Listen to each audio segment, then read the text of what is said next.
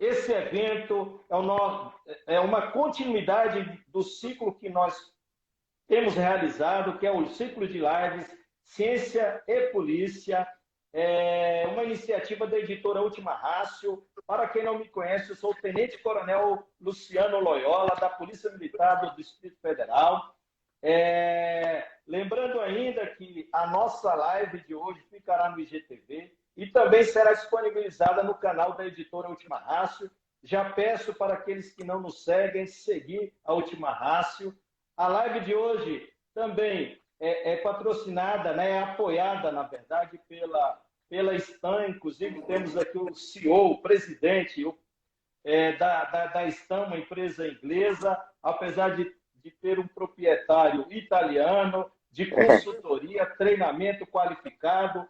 Inclusive, o Giovanni esteve aqui do dia 2 ao dia 6, num evento internacional, uma conferência que ocorre todos os anos de combate urbano, e ele era um dos representantes, né, internacionais, e que, de certa forma, conhece, até porque tem laços muito fortes com o Brasil, né, Giovanni? E conhece muito a nossa realidade e conhece o mundo. E é por isso que está nessa data, para que a gente possa debater. Eu li o currículo na primeira parte, mas agora vou ler novamente, porque tem alguns colegas aqui que ainda não conhecem o Giovanni. O Giovanni Piero Spinelli é ex-paraquedista da Brigada Folgore do Exército Italiano. Ele serviu como OSDOT contratado em países de alto risco, como Oriente Médio, América Latina, África e Europa. É especialista em inteligência, antiterrorismo, contra-terrorismo e operações especiais, e é consultor independente da OTAN. E, como eu disse, também administrador da Stan, uma empresa internacional que tem começado, né, e lançado as suas âncoras também em território brasileiro. E eu já convido a todos a ingressarem lá no site da Stan para conferir os serviços prestados pela Stan.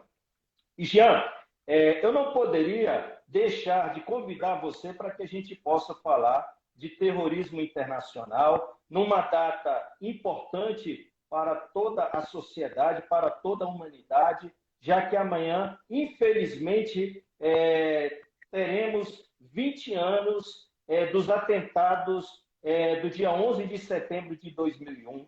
É um atentado que eu costumo dizer que nem Hollywood conseguiu, nem os diretores de Hollywood conseguiram imaginar uma trama em que se pudesse ocorrer um atentado naquelas proporções, com 4 aviões sequestrados, 2 atingindo as Torres Gêmeas, um Pentágono, e o outro caiu, não atingiu o alvo por conta de um embate dos tripulantes tentando desviar o foco do que era o foco dos sequestradores. E passado 20 anos, inclusive o título, ele sugere quais são as lições. Eu cresci com minha mãe sempre dizendo que tudo na vida a gente deve ter lições, até com a morte. Então, a grande questão é quais são as lições que nós tiramos desse evento, dos eventos que ocorreram em seguida ao ataque, que conformou ali muito a história do Oriente Médio, o impacto em toda a humanidade. Nós tivemos recentemente a questão do Afeganistão, que, querendo ou não, levantou muito o debate sobre a efetividade das ações que foram aplicadas, desempenhadas, perpetradas, fazendo frente ao atentado com a morte do Bin Laden, né, que ocorreu há 10 anos atrás. Então, nós gostaríamos, com a tua experiência, de ouvir você falar um pouco sobre isso, Giovanni. A palavra é sua, meu amigo. Praticamente, agradeço a todo mundo pela participação, principalmente o senhor, por essa oportunidade. Essa data é uma data, como falo, muito forte para mim, que me toca de jeito particular, porque posso falar que nessa data foi um começo de início de trabalho, de um trabalho diferente.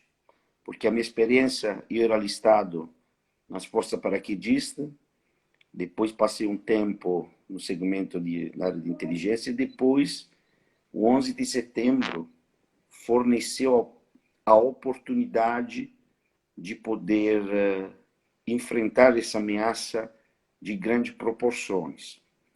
Vamos falar que isso aqui foi eu lembro o dia que praticamente tive o atentado. Eu estava junto com meu irmão, também ele, integrante das Forças Especiais do Exército. A gente estava em uma casa, estávamos fazendo uma obra, um trabalhinho de obra em uma casa antiga que a gente tinha.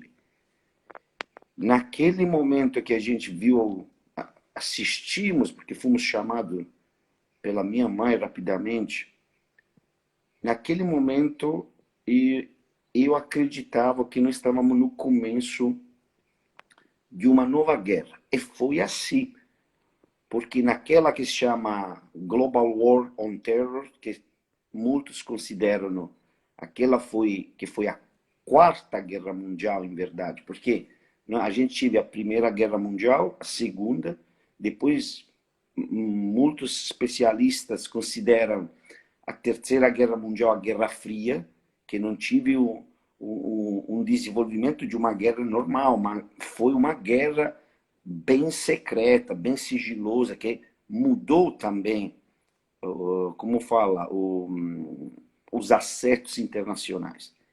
E a quarta, com certeza, sem dúvida, foi a guerra ao terrorismo, que ainda é em andamento, não acabou. Uma guerra diferente, uma guerra onde, que de qualquer jeito nós precisamos vencer, porque uma vera guerra entre o bem e o mal. Hoje nós estamos em um momento, em um período histórico muito complexo, aonde oficialmente o Ocidente resulta mais fraco de como nós éramos antes do 11 de setembro. Exato. Porque várias situações, até o Covid, até essa saída dos Estados Unidos, mas eu vou ser bem claro, não é só dos Estados Unidos, mas foi de todo o OTAN. O OTAN muitos países também não da OTAN que de qualquer jeito deram uma contribuição muito forte na luta ao terror, principalmente na Afeganistão, mas também no Iraque, no mundo inteiro, até no Brasil foram conduzidas operações contra o terror.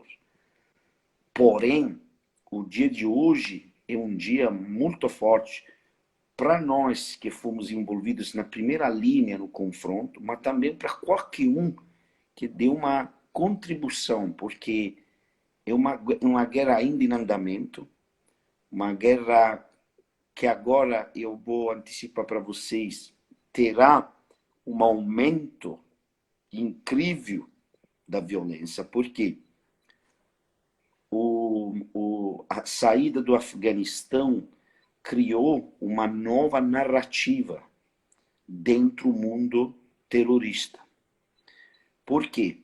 Se eu vou fazer um comento bem claro, uma análise bem clara, nós não perdemos militarmente, porque as operações que foram conduzidas no Afeganistão serão conhecidas daqui a 20 anos, como em todas as guerras. Foram operações violentíssimas, como no Iraque, como na África, em vários lugares do mundo.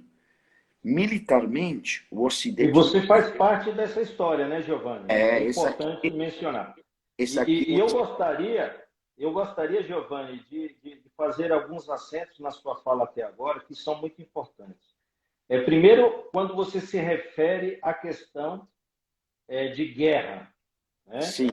Isso é importante porque até para fundamentar uma série de ações jurídicas, para fundamentar e legitimar a ação dos Estados Unidos, da OTAN, né, da NATO, houve a necessidade de que aquelas ações não fossem apenas consideradas como crimes na legislação americana e passassem a ser consideradas um ato de guerra. E Foi isso uma... deu legitimidade a que as forças operassem, inclusive, fora do território norte-americano. Né? Isso é importante a gente deixar esse acento para os nossos colegas, né, que estão nos acompanhando. Isso. E um outro acento, Giovanni, que é muito importante que você falou, e ao longo da sua fala, se a gente puder falar um pouco mais, que é a questão do enfraquecimento do Ocidente, muito pela essa crise, quando a gente vê economias como a chinesa, a Rússia prosperando, a economia norte-americana, de certa forma, se amortecendo, veio a pandemia, a saída dos Estados Unidos do Afeganistão, que muitos especialistas mencionam que ela não foi a mais adequada. Então, todo esse cenário enfraquece o Ocidente e, de certa forma, potencializa a força desses grupos e que isso pode repercutir em todas as nações. Né? Coronel, se nós vamos analisar o começo de toda essa situação, nós vamos... os Estados Unidos não foi atacado só durante os atentados das Torres Gêmeas, 11 de setembro. Já nos anos 90, os Estados Unidos subiu 2 ataques violentíssimos em 2 embaixadas no Quênia e na Tanzânia, em Nairobi e Dar es Salaam, onde 2 embaixadas foram destruídas com mortos feridos. Depois a gente teve o atentado ao porta-aviões US Cole no Iêmen, entendeu?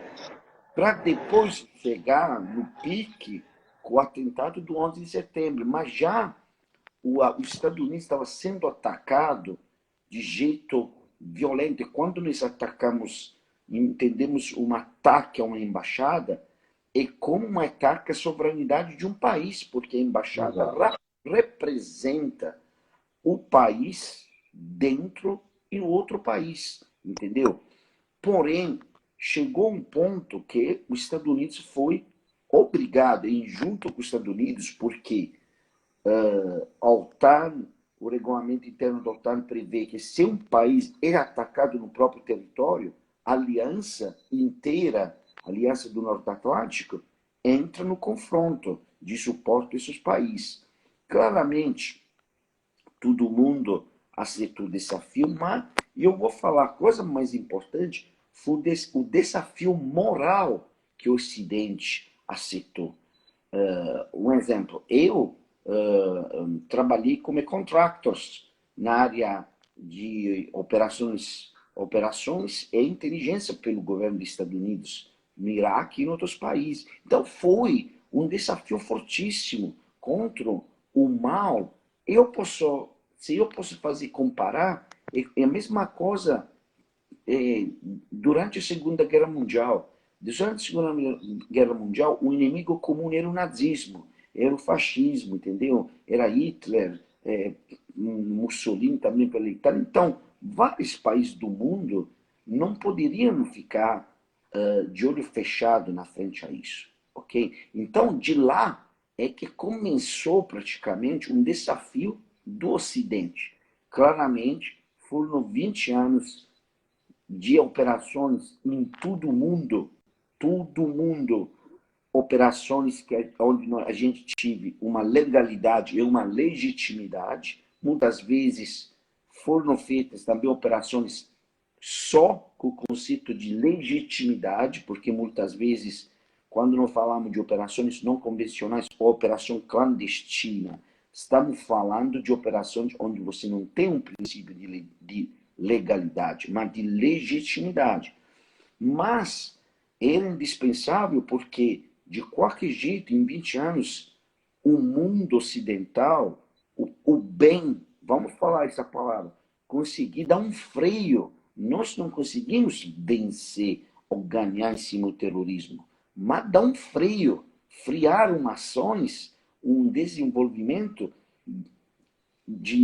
que teria se naquela época não tive aquela resposta, hoje nós estaremos nas mãos dessa gente. Por quê? Essas são organizações muito fortes, altamente financiadas, com muito dinheiro, organizações diferenciadas, porque a gente pela primeira vez enfrentou organização de tipo molecular e celular, ok?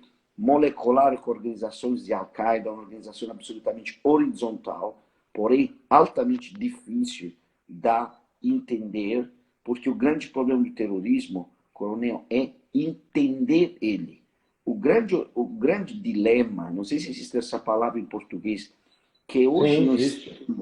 que o operador de contra-terror ou de antiterror tem entender o que acontece. Porque muitas vezes todas as atividades são atividades de previsão para ter um antecipo, uma antecipação sobre uma possível ação.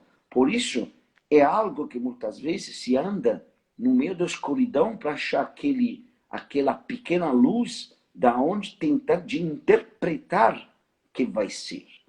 Então, isso foi algo de grande dificuldade, que custou muito E dinheiro, são que ações muito caras, né, Giovanni, para são o Estado, operações, né? sim, Caras, demoradas. sim, são operações que envolvem um grande recurso, não só econômico, mas também humano, onde claramente a capacidade real de poder enfrentar o problema é, como fala, é uma aposta, entendeu? Porque muitas vezes vocês têm, principalmente porque nós estamos falando de atividade que seja interna, doméstica, de antiterror doméstico, é fora do, como fala, é fora do país, porém, com toda uma dificuldade, porque claramente não todos os países apoiam na luta ao terror, e em muitos países não existe uma lei de referência contra terrorismo ou antiterrorismo, porém é algo que muitas vezes empurra os governos que estão se implicados na luta ao terror a conduzir operações clandestinas, operações não legais, mas legítimas. Esse é o grande dilema do contra-terrorismo. Porque hoje, fazer uma operação sem uma autorização de um governo dentro do seu território é uma violação de soberania. Mas isso é indispensável.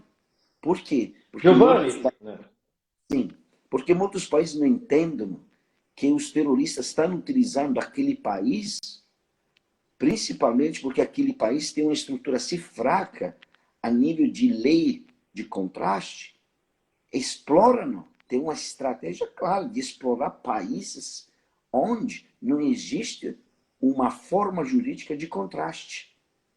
Não sei perfeito. se... E é isso que eu ia comentar. Na sua análise, você conhece um pouco da realidade brasileira, já esteve aqui, já prestou serviços aqui no Brasil, tem laços fortes com o Brasil, conhece inúmeros países, e se a gente for observar, essa questão da legalidade, da legitimidade dessas ações, no que pertine à legislação, por exemplo, italiana, que você conhece a realidade, a inglesa, portuguesa, espanhola e a brasileira. Se a gente for pensar nesses países, você já deu aí mais ou menos a informação, né? Pelo menos se pressupõe que essa informação de que a nossa legislação ela não está consentânea aos riscos que nós temos de atentados terroristas. No caso do Brasil, essa questão se agrava ainda mais em virtude de nós termos uma série de ações, que inclusive alguns classificam como ações terroristas, né? Ações gravosas, como aconteceu recentemente no interior de São Paulo, em Araçatuba, naquilo que hoje se denomina o Novo Cangaço, né? Aterrorizando toda uma cidade, saindo dela e deixando 93 artefatos explosivos espalhados pela cidade. Quer dizer, uma ação difícil até de ser antecipada, né, pela polícia, uma organização entrar fortemente armada na cidade, com um poder de destruição tão grande, mapeando a cidade, instalando bombas numa circunferência para evitar a ação da polícia. Nós temos também o PCC, o Comando Vermelho, uma série de organizações criminosas. Temos até algumas ações gravosas perpetradas por movimentos como o MST, com invasão de fazendas, e tem-se a discussão se essas ações poderiam ser classificadas como ações terroristas. Então, a legislação ela é muito perdida nesse aspecto, a legislação brasileira, para questões que a gente enfrenta aqui no nosso próprio quadradinho. Então, essa sua análise de talvez um recrudescimento das ações terroristas por todo o mundo após esse evento no Afeganistão, isso, de certa forma, acende a luz amarela ou talvez até vermelha dos estados para que possa legitimar de maneira mais acentuada, por intermédio de um texto legal, para que os agentes, os operadores tenham maior poder de ação e ao mesmo tempo, não se comprometam tentando defender o seu país e a sua nação. É o seguinte, coronel, os eventos que aconteceram em Araçatuba, como os mesmos eventos que aconteceu, acho que em Santa Catarina ou em Paraná, alguns meses atrás, sempre com essa modalidade do novo cangaço, mas também em outros lugares de São Paulo, claramente é um sinal que uma parte da criminalidade está assumindo uma nova metodologia, uma nova fase, onde já poderia ter uma catalogação como atividade aversiva interna, uma atividade de terrorismo interno. Por quê? Claramente, hoje, catalogar, dar uma identidade àqueles grupos chamados Novo Cangaço, que atuam como Novo Cangaço, como organização terrorista, ainda é difícil. Por quê? Ainda não tive uma ação direta que alvejou diretamente a população civil. Por quê? Claramente foram espalhados 90 artefatos explosivos. Isso aqui é uma coisa gravíssima, de uma gravidade absoluta. Mas, no final, para quantas coisas é grave, é importante, mas a atividade ainda não tive aquele desenvolvimento onde a população civil ficou alvo principal de uma reivindicação que seja de caráter estratégico, tático, político.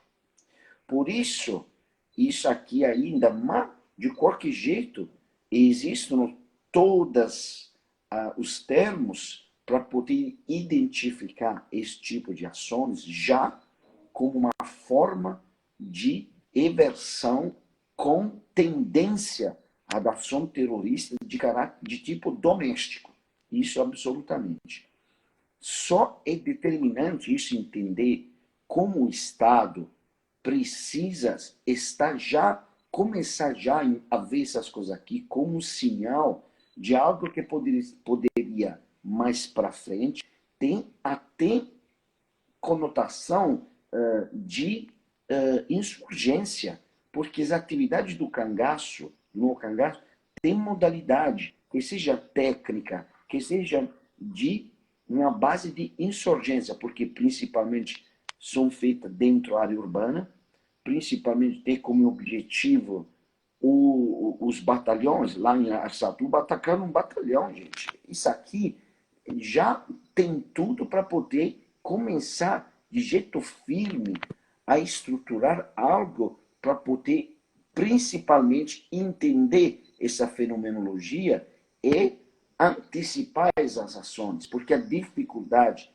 nessas operações de contra-terror é as atividades de tipo previsional, de previsão.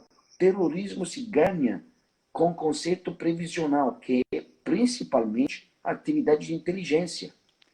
Hoje nós não podemos pensar para quanto a experiência feita nos países do Oriente Médio, da África, mas também na Europa, que só uma força especiais ou homem altamente preparado possa resolver isso. Isso é fantasia. Porque as operações especiais, em última fase final, é o contra-terror, é a fase de resolução da crise. Mas nós precisamos chegar lá. O problema é chegar. Então, com certeza, hoje, a interpretação de um novo fenômeno de tipo tático que se está desenvolvendo, porque o novo cangaço tem uma estrutura de tipologia tática interessante, porque é estruturada, não é só aplicado no conceito do uso de força, mas também de inteligência de terreno, de utilização de tecnologia, até drone foram usados. É um momento que o governo do Brasil possa, de qualquer jeito, aprofundar essa fenomenologia com um interesse bem específico, bem de detalhe. Porque os grupos terroristas começam a se... Não sei se é claro isso. Hoje, um exemplo, notícia de ontem,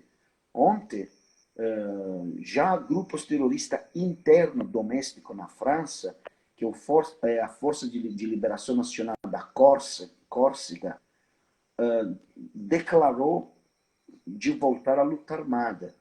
Alguns meses atrás, até o IRA, na Irlanda do Norte, os famosos Trouble Groups, reivindicaram a possibilidade de voltar na luta armada. Então, é algo que está criando uma narrativa assim forte, que não exclua que esses grupos possam se inspirar a essas novas ameaças internacionais, que não são só de tipo religiosos, não são só de tipo jihadista, mas tem também conotações políticas, culturais, criminosas. Também porque o Brasil é uma grande plataforma, uma plataforma onde grande grupo terroristas já passaram, já ficaram no Brasil. Nós temos na Tríplice Fronteira, no Paraguai, uma presença muito forte, que é fortemente observada da comunidade de inteligência internacional, não só dos Estados Unidos, mas internacional. Porém, nós precisamos analisar isso na profundez. O Brasil precisa estar pronto isso, porque no momento que explode, que tem um atentado, significa que o 90% do trabalho não foi feito. Não sei se é claro isso. Sim. E, Giovanni, e é interessante também a gente pôr em discussão a questão da localização e do papel do Brasil na questão do tráfico internacional de drogas, né? E aí nós temos, como eu mencionei, as facções criminosas. A gente sabe que a maioria desses grupos armados, eles se utilizam das drogas para financiar muito das suas operações. Inclusive no Afeganistão, se eu não me engano, é o ópio, né? Então, assim, a gente sabe que há laços, interesses entre esses indivíduos. Então, é uma preocupação enorme. E aí você falou da inteligência, você falou da Tríplice Fronteira, a gente já tem provas inequívocas que existem indivíduos, elementos terroristas operando no território brasileiro. É interessante também trazer a discussão de um fenômeno maluco que é difícil de compreender, inclusive já tratamos aqui nas nossas lives, que é o fato do cidadão local ele ser cooptado por essas organizações, pela campanha que eles fazem. Inclusive, a gente tem aqui online, aqui nos acompanhando, o nosso querido Sargento Marques, do Instagram de Terrorismo. Nós debatemos e falamos sobre essa questão. Essas pessoas nacionais que se convencem e que decidem se unir a essas organizações operando no seu estado, às vezes viajando para esses países, tendo treinamento, fornecendo informações e retornando para o seu país de origem. Então, há uma necessidade, a gente, quando eu fiz o meu curso de contra-terrorismo em Portugal, a gente percebe que a União Europeia, os países da União Europeia, são muito mais ligados em toda essa movimentação, acompanham de forma muito mais detida, porque, obviamente, são os alvos dessas ações.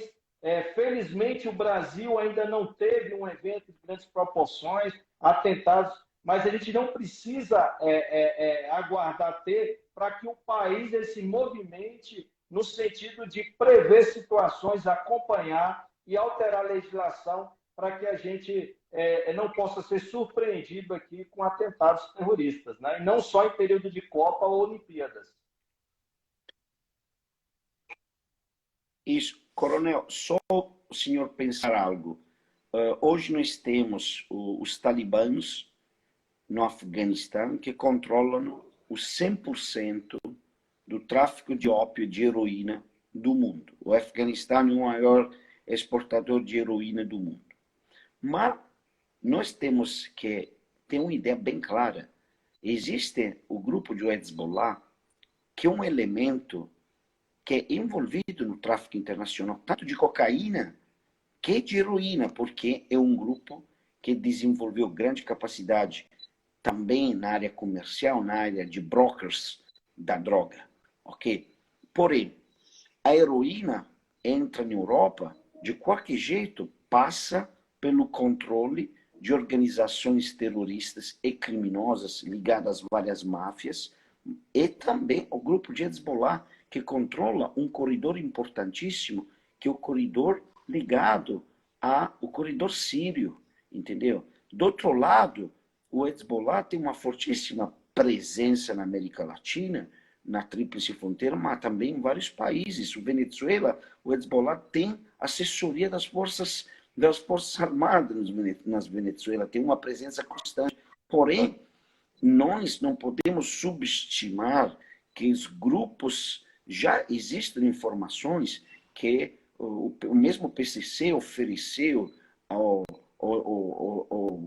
os terroristas Hezbollah presos no Brasil proteção nas cadeias, em troca também de assessoria.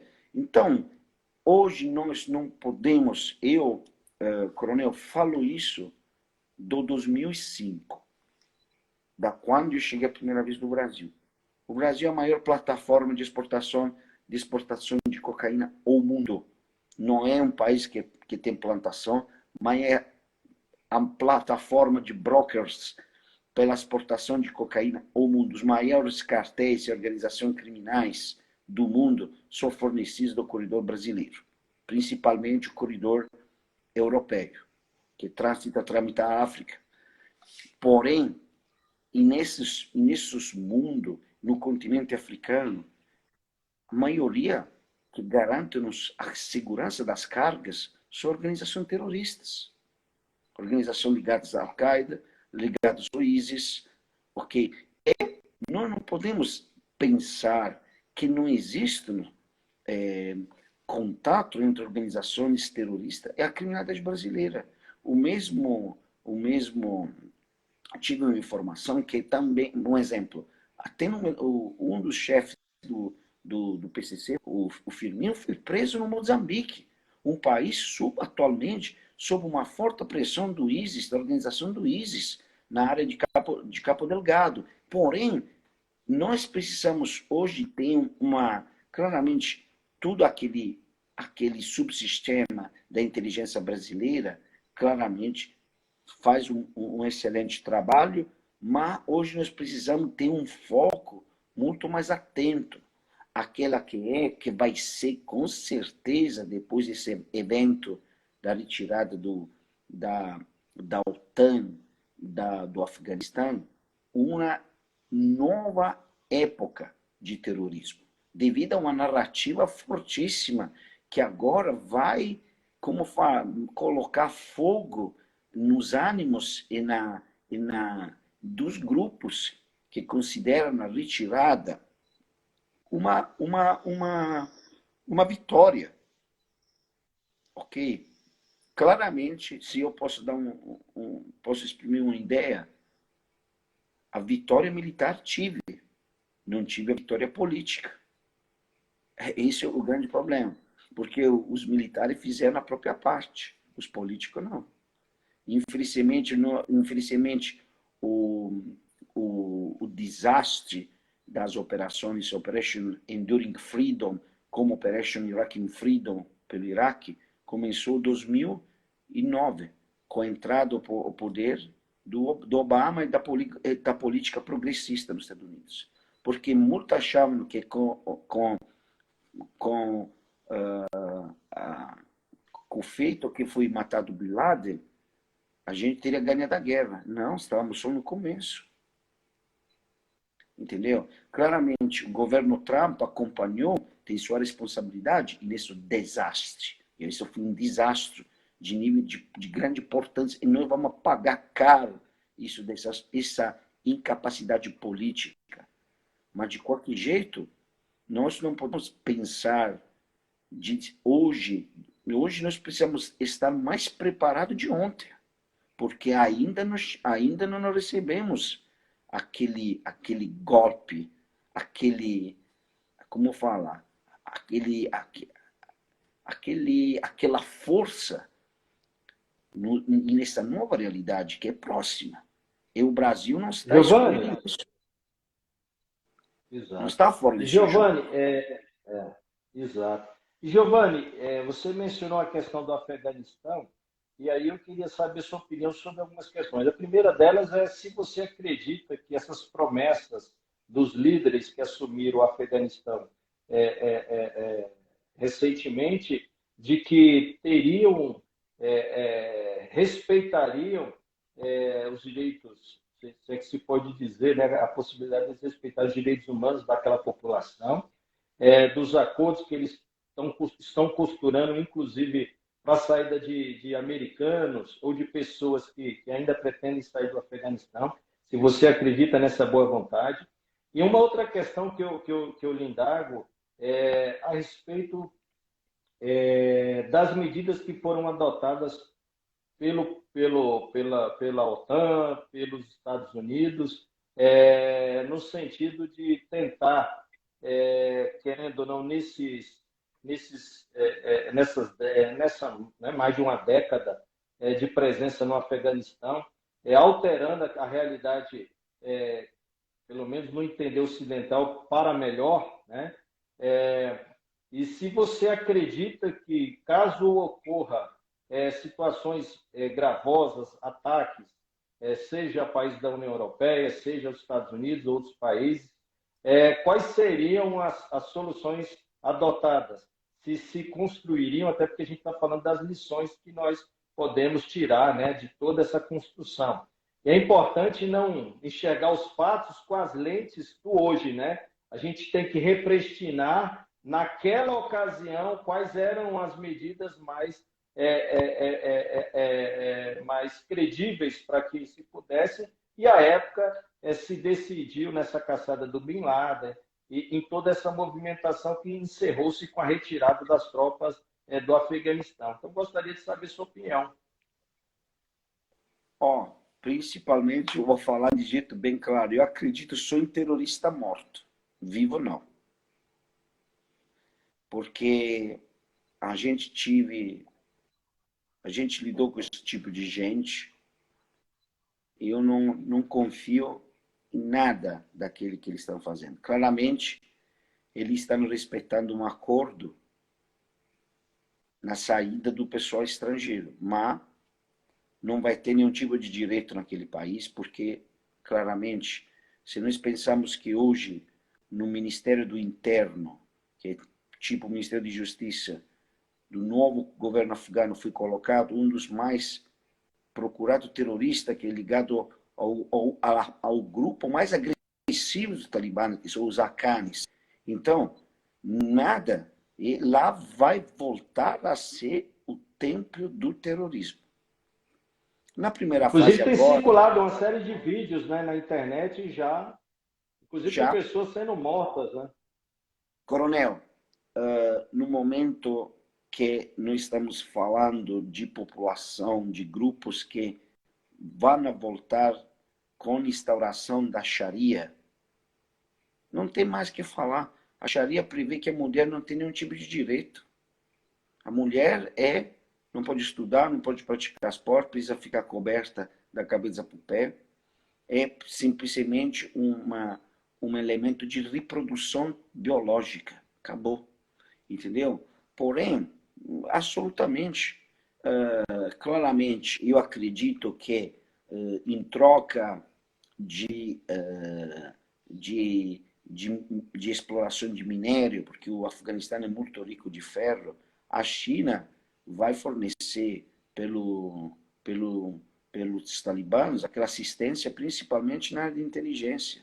Com certeza, os Eles têm armamentos. muito dinheiro investido, né, no Afeganistão, né? Os chineses. Claro, os turcos também suportarão ele. Eu acredito que os russos vão manter mais uma ideia de controle, porque tem um grande problema ligados praticamente às organizações de Al-Qaeda presentes em território russo. A Rússia é muito grande, porém tem cultura, tem áreas, principalmente na área da Chechênia, do Nagorno-Karabakh, Kabardino, do Daguestan, onde a presença de Al-Qaeda e de terroristas ligados ao fundamentalismo islâmico de alto nível é muito forte. Porém, eu acredito que a Rússia vai manter uma posição de monitoramento. Mas a China, com certeza, vai fortalecer os grupos talibãs. Com certeza, isso aqui eu me falo, principalmente com assistência ligada ao segmento de inteligência. Porém, gente, lá vai voltar, em poucos anos, a ser o paraíso dos terroristas. Sem dúvida, porque é mesmo o conceito cultural que ele tem, que é um conceito, como se fala em árabe, de takfirismo, que significa de exclusão de que é diferente dele. Então, como nós podemos pensar que ele possa desenvolver lei ou respeito do direito humano, se a própria cultura ligada à Sharia é baseada sobre o conceito de do takfirismo, da exclusão de quem não é como ele. Pessoal, o Islã é uma religião muito complexa, é uma religião que é a palavra de Deus no papel, através do Corão. Não é discutível. Não é a religião cristã ou outro tipo de religião que deixa o livre-arbítrio de interpretação da palavra. O Islã é a transmissão da lei no papel, da lei entre o Alá e o arcanjo Miguel e o profeta Maomé. Então, não tem capacidade de discussão. A Sharia, que é uma forma de interpretação interna do Corão, fala claro. Como vão ser respeitados? Seria um contrassenso. Agora é uma parte, agora existe aquela possibilidade que os talibãs querem sair de uma política de isolamento. Mas, até por interesses econômicos, né? Por interesse compra, tem um reconhecimento internacional, mas se nós fazemos esse erro de reconhecer os talibãs, amanhã nós vamos ser obrigados a reconhecer o Hezbollah, porque o Hezbollah é uma organização que tem uma presença política dentro do governo do Líbano. A defesa hoje do Líbano, 80% é defesa das milícias do Hezbollah. Então, as coisas são muito complexas. Eu acredito, claramente, a União Europeia, hoje, estamos na frente de um desafio muito forte, porque eu falo União Europeia, mas acredito o mundo inteiro, nós estamos muito desabilitados, muito enfraquecidos pelo Covid. Mas por quê? Porque nós temos uma visão da vida diferente, nós temos a tecnologia, o bem-estar, desenvolver entre nós um alontanamento do conceito da morte. Ok? Porém, o povo árabe Já para toda a situação que acontece naquele país, a morte é uma constante. Então, até o Covid não enfraqueceu ele como enfraqueceu o mundo ocidental. Então, nós estamos em uma situação hoje de grande fraqueza, além física, econômica, mas de moral interna. Nós temos, não sei no Brasil, mas na Europa nós estamos tendo já divisões internas entre o que quer a vacina, que não quer, que acredita, que não acredita, que isso está sendo monitorado porque vai criar problemas. Então nós estamos em um momento de grande mutação e nesses momentos de mutação existe-nos criação de confronto. Giovanni, sim, perfeitamente, compreendemos. Aproveitando aqui até uma indagação do nosso querido Sargento Marques, lá da Polícia Militar do Estado de São Paulo, administrador do Instagram Antiterrorismo. Já convido os nossos colegas que estão nos acompanhando a seguir lá a página do... E também uma dúvida, né, que eu acho que todos nós temos. E a grande discussão é como ocorreu toda essa movimentação, que inclusive se previa que a tomada, por assim dizer, da tomada, né, a retomada do Afeganistão, após a saída do exército e das forças especiais americanas e da OTAN, demorasse até um ano, né? E todos foram surpreendidos, né, com toda aquela movimentação, com aquela retirada, inclusive usaram muito aquela cena de Saigon. E aí o Max ele pergunta, né, como o entrevistado observa o uso das redes sociais na articulação silenciosa do Talibã no processo de derrubada do governo afegão, e as plataformas não deveriam ter visto isso. Então, é uma indagação sobre as comunicações que foram realizadas entre eles, a utilização de das tecnologias, né, e das redes sociais. A gente enxerga na OTAN, nos Estados Unidos, grandes forças com aparato de inteligência enorme. Então, toda a humanidade fica muito apreensiva em tentar entender o que aconteceu lá, porque essas informações não chegaram, né? E houve essa retirada também do exército afegão, né? Infelizmente, coronel, tive um confronto muito forte entre... Esse aqui eu posso falar de jeito direto. Ela não foi retirada, né? Foi abatida em retirada do exército afegão, abandonando, né?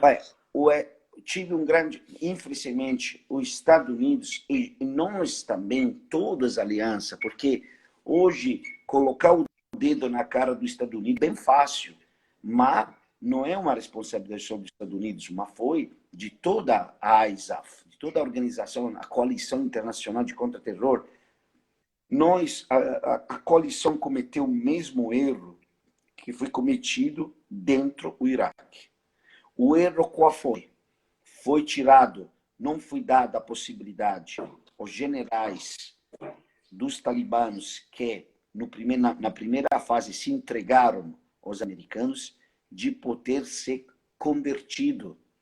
Aquela operação que tecnicamente é chamada DDR, está por Disarming, Demobilization, Reintegration. Cioè, desarmamento, demobilização e reintegração não foi feita. Porém, muitas mentes inteligentes, muita líder que tinha capacidade de gerenciar a população, foram colocados no nada, voltaram com os talibanos. Mesmo aconteceu no Iraque. Paul Bremer tirou todas aquele aparato militar de grande chefia, estamos falando de liderança de generais que eram sob Saddam Hussein, os caras passaram a ser da generais a ser mendigo de rua. Claramente, essa gente ficou nervosa, se organizou e criaram aquela que foi a forma de insurgência, aquele terrorismo. Porém, o exército afegano como o exército, como as forças armadas do Iraque, sempre tive nas operações contra os talibãs ou contra os terroristas, sempre tive uma participação de lado. Nunca fui dada gerência, nunca fui dado gerenciamento à liderança afegana. Porém, no momento que os talibãs voltaram, também porque nós precisamos analisar uma parte cultural muito importante, que é o Código Pashtuali. O Código Pashtuali, ligado àquela que é a tribo de Pashtun, onde os talibãs pertencem. Agora não lembro exatamente o nome em afegano, mas tem uma parte desse código que permite que os inimigos, de perdoar os inimigos, se os inimigos pedem o perdão. Então, muitos soldados afegãos que não tinham uma liderança reais, okay? Porque sempre foram gerenciados para as forças de coalição, aproveitaram disso e voltaram com os talibãs, com armamento, com aquela base de treinamento que ele tinha. Então, não foi dada a possibilidade real no Afeganistão, como foi no Iraque, de criar um exército com uma liderança interna de expertise comprovada. Entendeu? Então, no momento que começou a situação a ficar, voltaram do outro lado. Depois que aconteceu um grande confronto entre a inteligência, a estrutura militar e a política. E eu posso garantir que a inteligência tinha avisado o aparato político que de qualquer jeito que os tempos de ocupação do país era curto, era de 90 dias. Infelizmente, o grande problema da política, do decisor político, na interpretação das informações e do trabalho inteligente, é entender coisa a inteligência fala. Então, a estrutura militar conseguia adquirir parte das informações, mas como todo mundo sabemos, porque todo mundo somos agora ou já fomos soldados obedecem a ordem. O aparato militar obedece a ordem. Então, foi uma falta de interpretação das informações da inteligência. Porque, claramente, o retiro do Afeganistão, um dia ou outro, deveria acontecer. Era impossível ficar lá mais 20 anos. Mas, claramente, eu acredito que uma operações inteligente não deveria ser feita com menos de 2 anos de tempo, 24 meses. Para poder criar ainda uma forma de reforço na liderança do aparato, da estrutura militar interna no país. Giovanni, há duas questões aí que envolvem, né? Inclusive, algumas críticas em relação à covardia de muitos afegãos que trabalharam para as forças e que, de certa forma, não conseguiram ser retirados, né? Algumas afirmações e críticas a esse respeito. E a outra questão é como você enxerga essa abertura, né, dos países para esses cidadãos afegãos que bateram em retirada, que saíram do Afeganistão. Obviamente, nós tivemos oportunidade, e para quem tem uma filha de 4 meses como eu, enxergar uma cena daquele soldado puxando a criança com o mesmo tempo de vida da minha filha é muito triste. E acompanhar, né, imagens como nós tivemos oportunidade de soldados dando água, né, para as crianças, são cenas lamentáveis. Mas, ao mesmo tempo, há uma preocupação, porque no meio dessas pessoas pode haver terroristas, né? Então, qual é a visão que você tem a respeito dessas questões que eu mencionei? A maioria do afegano que foram levados embora. Eu falo um exemplo da Itália. A Itália levou 2.500 afegãos. Eram todos cadastrados, porque eram todos aquele pessoal que, de qualquer jeito, tive uma colaboração ativa com o contingente italiano. Claramente, maior é o número, maior é a dificuldade de identificação. Mas eu acredito, eu vou ser bem claro, o problema de introdução de terrorista em território europeu, mas eu falo em território mundial, é muito fraco dentro aquele pessoal que foi levado embora do Afeganistão, porque aquele era pessoal e famílias já da tempo controladas com identidade que trabalhavam dentro das bases. Muitos trabalharam com inteligência, com serviço de inteligência, que seja italiano, com a CIA, com que seja, entendeu? O grande problema, coronel, não é aquela população que foi exfiltrada do Afeganistão, mas são a imigração que chega da África.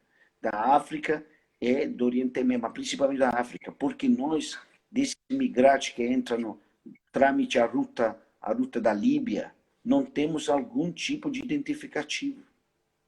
Não temos.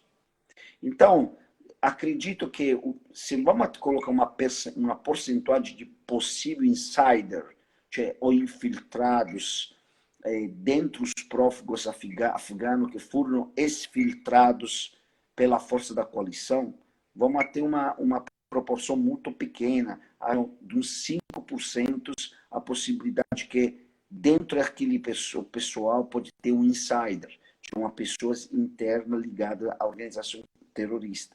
Porque foram recuperadas, foram exfiltradas pessoas que se conhecem. Não foi dada a possibilidade a ninguém que não estava em uma lista de nominativos cadastrados.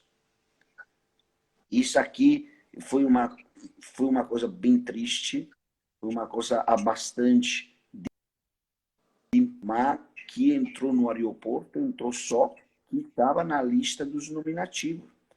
Os ingleses tiveram um confronto muito forte, não sei se você sabe, entre os americanos e ingleses, porque os ingleses decidiram de recuperar o pessoal de forma autônoma fora do aeroporto, dentro da cidade. Então tive confronto com os talibãs tomaram no tiro, não morreram. O regimento paraquedistas, o segundo regimento paraquedista inglês, em junto com as forças especiais do 22º SAS britânico, decidiram de sair fora do aeroporto. Claramente, nós sabemos todo mundo que os ingleses trabalham sozinhos, estão na OTAN, ajudam os Estados Unidos, é uma das forças. Os Estados Unidos não vai, se não vai o inglês sim, junto com ele, mas ele não pega ordem de ninguém. Você tem que fazer as coisas, faz, né? E acabou. Mas, vou repetir, acredito que a percentuagem de possível insider ligado é muito baixa. Não acho... Excelente. Giovanni, a gente já caminha aqui para o final da nossa live. O Instagram não perdoa, é apenas 1 hora. Gostaria de agradecer, antes de passar a palavra para você, para os minutos finais, agradecer mais uma vez a oportunidade que você nos dá de dar uma verdadeira aula, né? Eu vejo aqui pelos comentários dos nossos colegas, todos enaltecendo e parabenizando pela excelente fala. E, de certa forma, a gente tem aprendido muito com o Giovanni no Brasil, um amante apaixonado pela nossa terra, e sempre que a gente convida, ele sempre está aqui disponível para nos dar uma excelente aula como a de hoje. Eu gostaria de agradecer aqui os nossos amigos, inclusive o Aguiar aqui do Blitz Digital, mandar um forte abraço aí para o meu amigo também James Frade, Sargento Marques, Aguiar, já falei.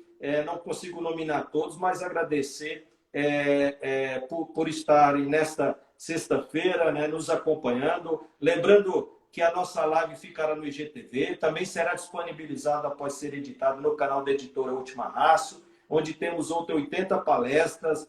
Já aproveito também, aproveitando que o Aguiar está aqui, convidando os senhores para seguir também o Instagram do Blitz Digital, que entre lá no site da revista, no canal do Blitz Digital. Temos a nossa entrevista lá, que tivemos uma participação no Policicast. Então, gostaria de encerrar agradecendo a todos, agradecer ao nosso amigo Giovanni, e a palavra é sua, meu amigo.